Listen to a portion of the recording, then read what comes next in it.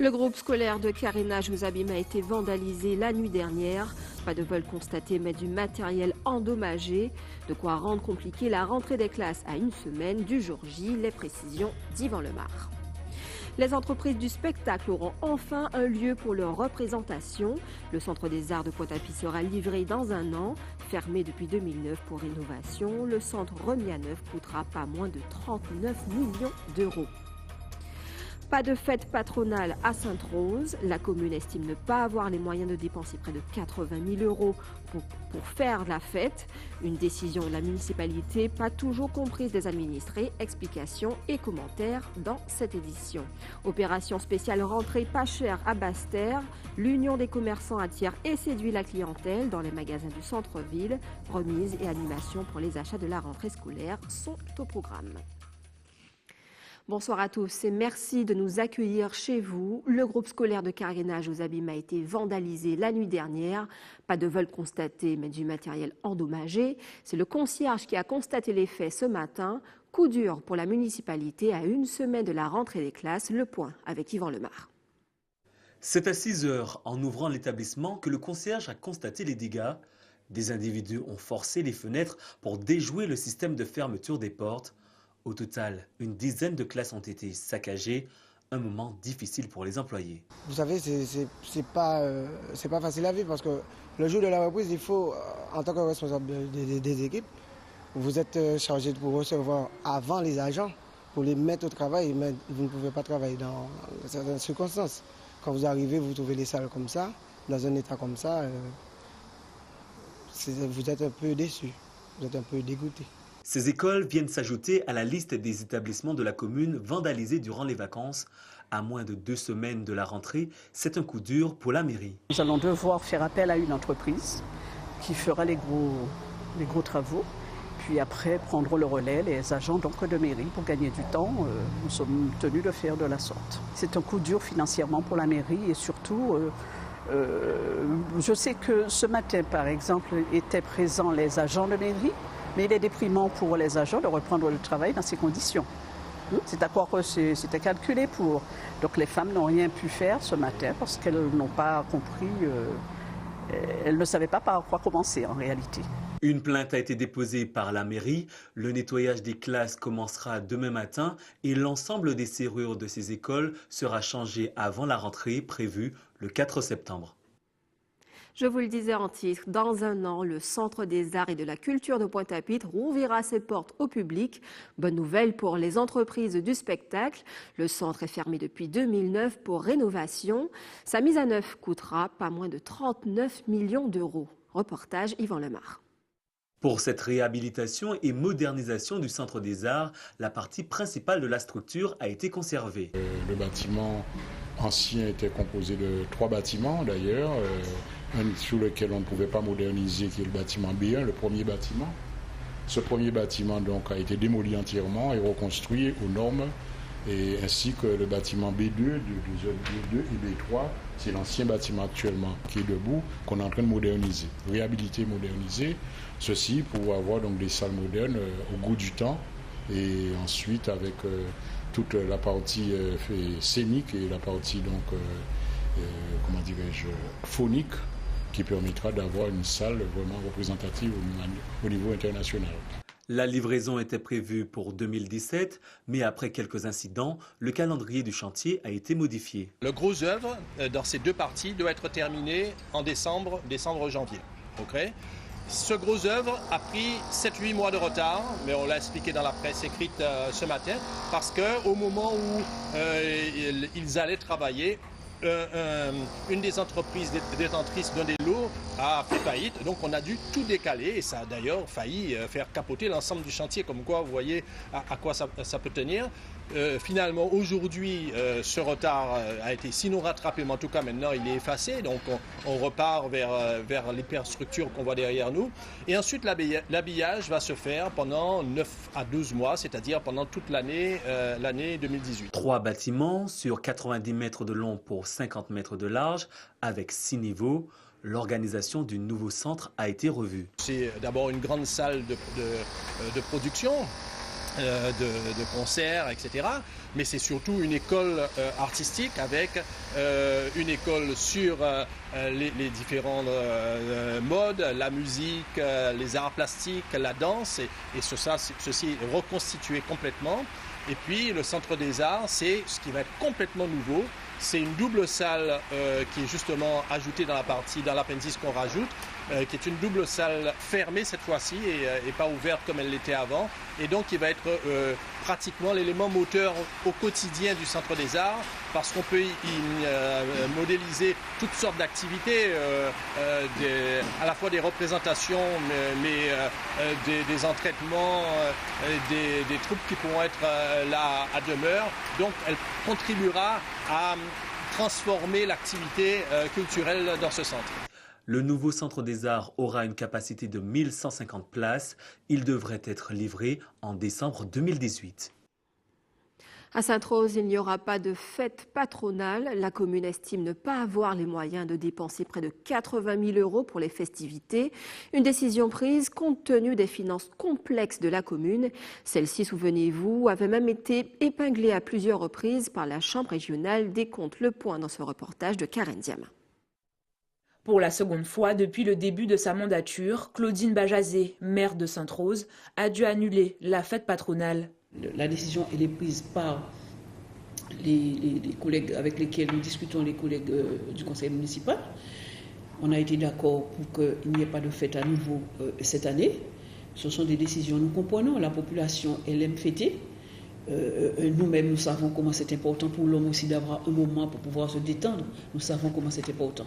Mais dans la commune, il y a d'autres manifestations. Il y a des associations qui organisent et pour lesquelles que la commune accompagne d'abord sur le plan de la logistique. Et quand nous pouvons nous rendre aussi à ces manifestations-là, nous y allons. Pour justifier son choix mûrement réfléchi, le maire évoque une situation financière relativement complexe. La situation, c'est que nous avions demandé à la Chambre régionale des comptes de nous faire un audit. Tout le monde le sait, on a entendu dire que nous étions en déficit.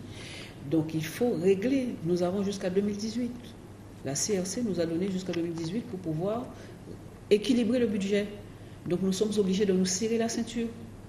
Donc on est obligé de passer par là. Avec un déficit équivalent à près de 2 600 000 €, la ville privilégie avant tout le bien-être au quotidien de sa population. À Sainte-Rose, notre priorité, ça a toujours été l'eau. Et c'est encore l'eau, parce que nous avons des pompes. Une pompe, c'est 35 000 €. Et nous avons le personnel pour lequel nous avons revalorisé leur situation à effet rétroactif. Ça fait des primes qu'il faut donner.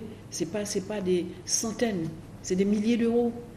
Donc notre priorité, c'est déjà l'eau, la rentrée scolaire, la réussite des enfants, ça nous importe. Et puis le bien-être, la sécurité de la population. Paradoxalement, la ville continue d'assurer ses principales missions à quelques jours de la rentrée scolaire. C'est le mois prochain. Nous avons dans les écoles des travaux et ce sont des travaux qui coûtent cher. Quand il s'agit de revenir sur le toit d'une école, c'est des choses qui vont coûter ça va coûter des 50, des 60 000, des 80 000 même, selon l'état dans lequel se trouvent certaines écoles. Mais vous comprenez très bien que je suis obligée de prendre une décision. Aujourd'hui, la ville de Sainte-Rose est obligée de réduire le montant de ses investissements pour tenter de revenir à un équilibre financier d'ici 2018. Et cette décision de la municipalité d'annuler la fête patronale cette année n'est pas toujours comprise par les Sainte-Rosiens. Leurs commentaires recueillis par Karen Diama. Pour moi, ça ne fait rien parce que moi, je dis que la fête patronale, ce n'est pas en priorité parce qu'il y a plein de choses. Surtout avec ce qui se passe en ce moment, il y a tellement pas d'éléphants, comment je peux formuler ça. Il y a tellement de trucs qui fait en ce moment. Alors, je ne sais pas pour les autres. Pour moi, ce n'est pas en priorité pour moi parce que moi-même, j'ai peur de la foule. Quand je vais à la fête, je me mets au loin. Je pense que s'ils l'ont annulé, c'est qu'il y a une bonne raison. Et les raisons, je les ignore en fait. Mais ça doit être justifié. C'est bien dommage parce que l'année dernière non plus, on n'a pas eu de fête. Donc voilà, on se retrouve on n'a pas de fête. Et il n'y a pas eu beaucoup de fêtes non plus dans tout Sainte-Rose cette année. Donc voilà, les fêtes ont été sélectionnées. Je pense que c'est humiliant parce que toutes les communes font leurs fêtes et nous non. Mon point de vue, c'est que, comme disent les jeunes, à Sainte-Rose, on est pia. Voilà. Tu avais l'habitude d'aller à la fête et tout avant? Oui, toutes les années j'étais là. Mais maintenant, comme on dit, mais on est pia, on est nul. Hein. Je suis jeune de 44 ans, je viens à Sainte-Rose depuis ma naissance. C'est ce que je pense au niveau qu'on ne le fait pas. La municipalité a décidé de ne pas faire la fête de Sainte-Rose. Moi, je trouve que c'est une bonne chose au sein de la population pour le budget finance de la commune parce qu'il y a des choses très importantes à faire au lieu de faire la fête patronale. Dans l'actualité régionale, pas de crainte d'une épidémie de fièvre jaune en Guyane. Le dernier cas constaté en début de mois par l'Institut Pasteur aurait été contaminé au Brésil. Les détails avec Jonathan Lariot. Pour l'Agence régionale de santé, le constat est terrible. Le 9 août dernier, une femme d'origine brésilienne décède à l'hôpital de Cayenne. Celle-ci était atteinte de la fièvre jaune. Arrivée en Guyane aux alentours du début de ce mois, elle aurait séjourné aux alentours de Saint-Élie. Après un passage au CMCK de Kourou, elle aurait été admise à Cayenne où elle succombe de sa maladie après 6 heures. Le dernier cas de décès par ce virus datait de 1998. Elle serait arrivée en Guyane déjà malade. Le vaccin de la fièvre jaune, il n'est pas demandé aux postes frontières terrestres. Pour toutes les personnes qui voyagent, les compagnies aériennes, elles ont l'obligation de demander un statut vaccinal à jour, pour toutes les personnes à destination de la Guyane. Pour l'instant, son dernier passage avant de rentrer en Guyane serait la ville brésilienne d'Oiapoque. Après, nous n'avons pas d'informations sur le statut vaccinal de cette dame. Nous présumons qu'elle n'était pas vaccinée, mais nous ne savons pas par où elle aurait transité. Sûrement, elle n'est pas arrivée en avion. Voilà, donc. Ressortissante brésilienne, la contamination pourrait survenir de là. En janvier 2017, le Brésil se déclare en épidémie de fièvre jaune.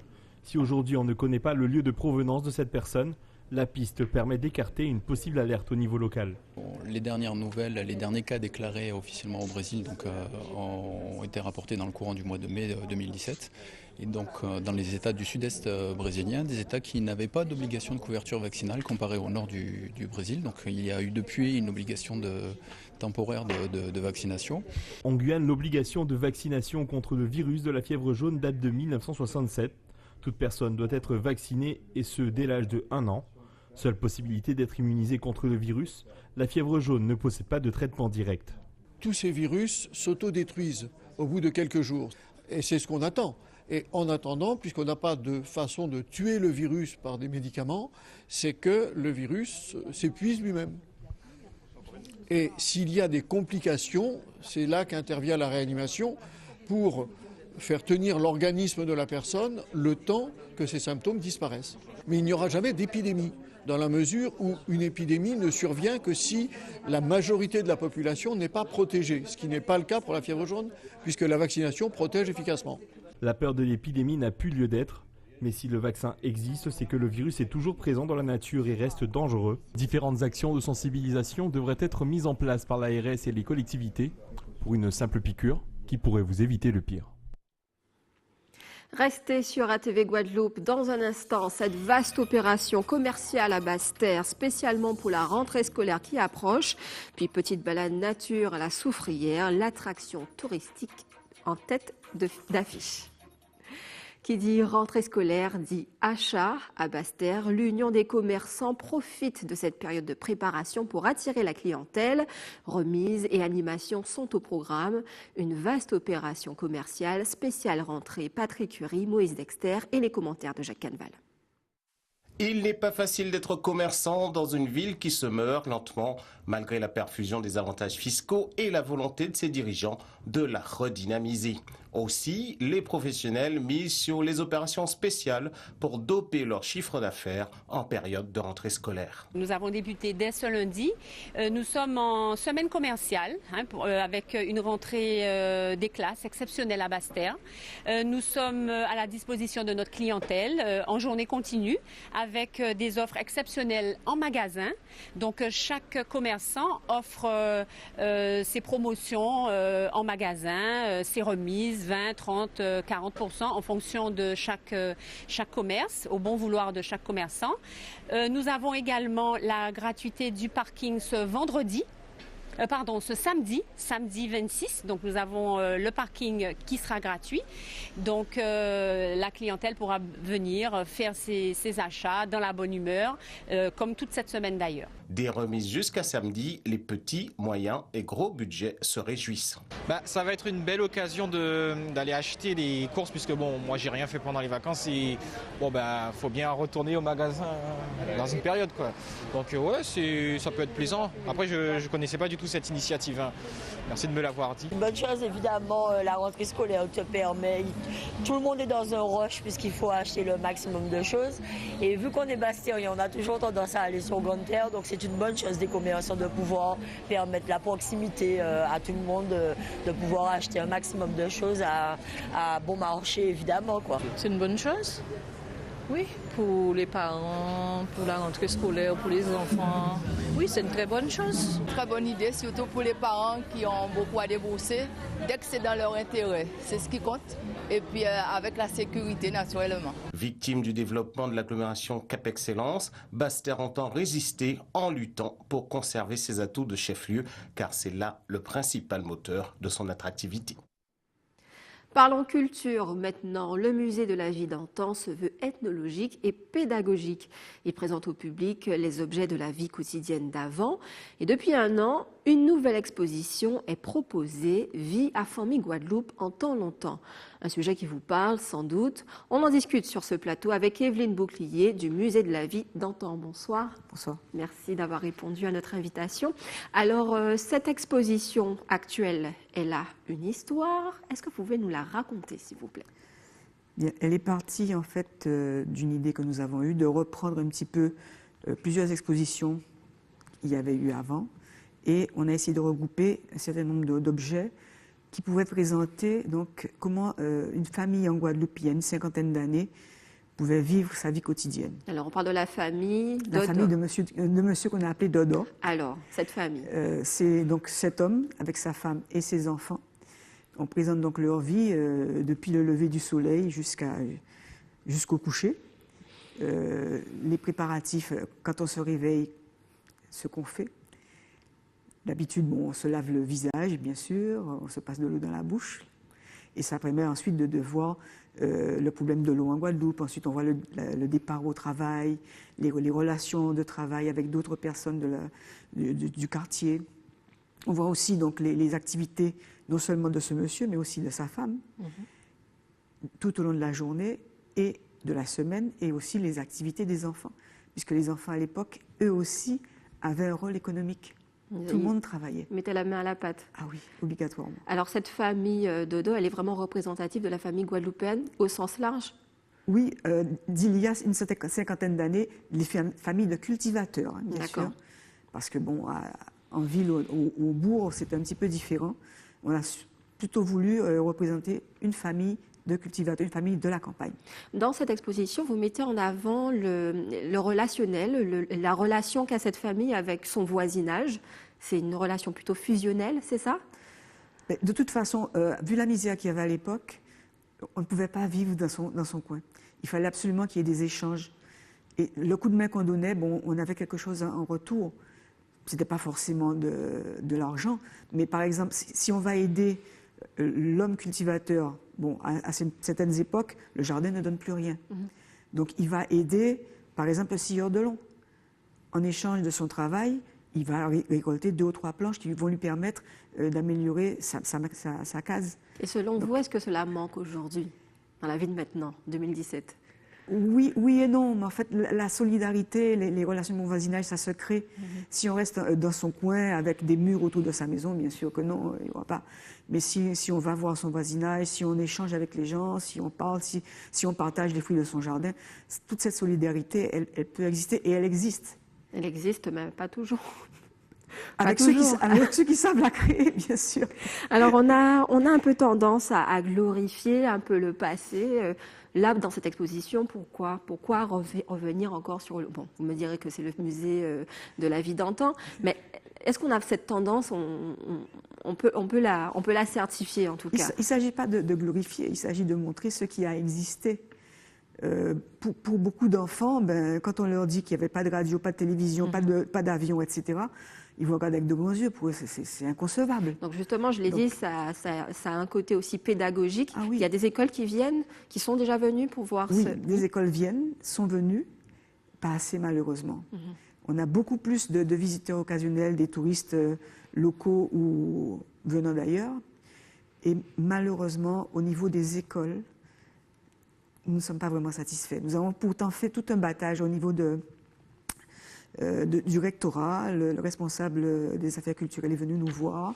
Nous sommes sur le site et malgré ça, il n'y a pas suffisamment d'écoles qui viennent. Qu'est-ce qu'il faudrait pour attirer un peu plus les écoles vers ce musée? Ah, je ne sais vraiment pas. On a essayé de tout faire. On essaie de communiquer au maximum grâce à vous, aux médias. Et malgré ça, Alors le musée l'année dernière a connu une période difficile, c'est-à-dire que le patrimoine ne faisait plus recette. Qu'en est-il aujourd'hui? Alors c'est vrai que nous avons failli fermer et c'est grâce à la mobilisation de la municipalité, de la population, des Canadiens et des autres Guadeloupéens que nous avons pu rouvrir les portes avec cette exposition. Notre situation, on est toujours sur le fil du rasoir. Nous avons des employés qu'il faut payer, les charges sociales sont lourdes, mais nous nous battons toujours avec l'aide de tous ceux qui pensent que ce musée est nécessaire. Alors, en ce moment, pour revenir à l'exposition, elle est visible jusqu'à la semaine prochaine. Voilà. Elle se termine le 30 août. Alors, souvent, vous faites des expositions. Après celle-ci, il y aura... Après celle-ci, il y aura la prochaine exposition, ça sera sur le Pierre et le Bois en Guadeloupe. Nos expositions sont des expositions thématiques temporaires qui durent 12 à 18 mois à peu près. Et donc, nous en sommes, celle-ci, c'est la 11e. La 11e, d'accord. J'espère qu'il y en aura plein d'autres. Bien sûr, c'est tout le mal qu'on vous souhaite évidemment au musée de la vie d'antan. Evelyne Bouclier, merci d'avoir répondu à nos questions. Est-ce que vous aimez les balades en pleine nature? Ah, bien sûr, j'adore. La Soufrière? Vous aimez aller à la Soufrière? Oui, il y a longtemps qu'on n'y est pas allé, mais j'aimais bien. Je vous invite à y aller, en tout cas dans ce reportage qui suit, justement. On poursuit et on termine cette édition avec cette balade nature à la Soufrière. Le site fait partie des lieux touristiques les plus visités en Guadeloupe. 3 heures de marche pour atteindre en tout cas le sommet, mais la Soufrière ne déçoit jamais. Reportage de Karen Diamin. On regarde ensemble. Ici, c'est un espace qui avait été aménagé, en tout cas en 1976, pour permettre à l'hélicoptère de se rapprocher. Pour découvrir ou redécouvrir la Soufrière, son fonctionnement, sa végétation luxuriante et son histoire. Ils sont 80 à avoir rejoint Patrice ce matin-là. Si, vous savez, quand on a des fêtes, souvent il y a une boisson qu'on ne nommera pas. Quand on la prend, si on secoue, il y a le bouchon qui part, j'ai bien dit le bouchon, et pas la capsule par-dessus. Donc, un phénomène volcanique, une éruption magmatique, c'est un peu le même principe. Par-dessous, la pression qui va monter, il faut bien comprendre le noyau du globe, c'est une boule de feu. La pression qui va monter fera qu'à un moment donné, nous sommes sur une bombe à retardement. Une fois les conseils donnés, les règles de sécurité rappelées, le groupe peut alors se mettre en route pour le sommet.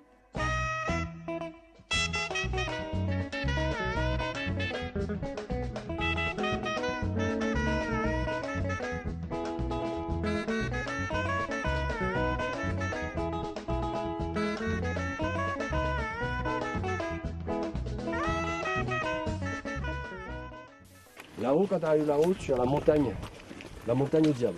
On l'appelle la montagne au diable. Tu arrives là-haut, tu as la porte d'enfer, le rocher de Belzébuth, la mare au diable.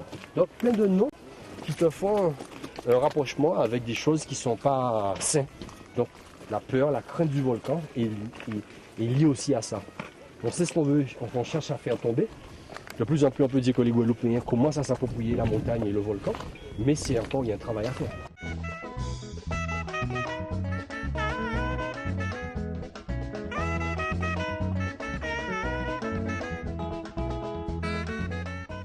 Quelques minutes plus tard, avant d'entamer les derniers mètres, l'heure est à la pause et au ravitaillement.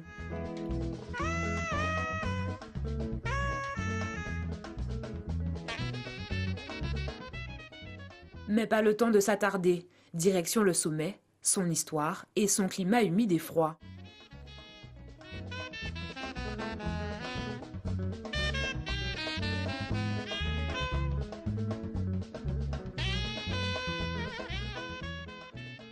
La crainte du volcan avec tout ce qu'on pouvait mettre derrière, la porte d'entrée qu'on appelait la porte d'enfer, qui était tenue par Belzébuth, le rocher que vous avez ici, Juste derrière, vous aviez la petite mare, un petit point d'eau qui s'est végétalisé depuis quelques années et qu'on appelle la mare au diable. Sinon, cette partie-là, c'est le jardin L'Herminier. L'Herminier qui était un botaniste qui a beaucoup fait sur la flore des Antilles.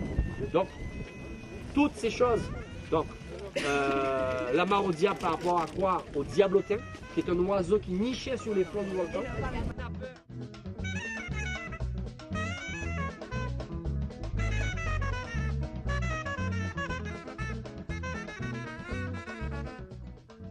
Quelques mètres plus tard, l'âme du volcan se dévoile sous un nuage de brouillard, signe d'une ascension terminée et réussie pour le groupe de Patrice.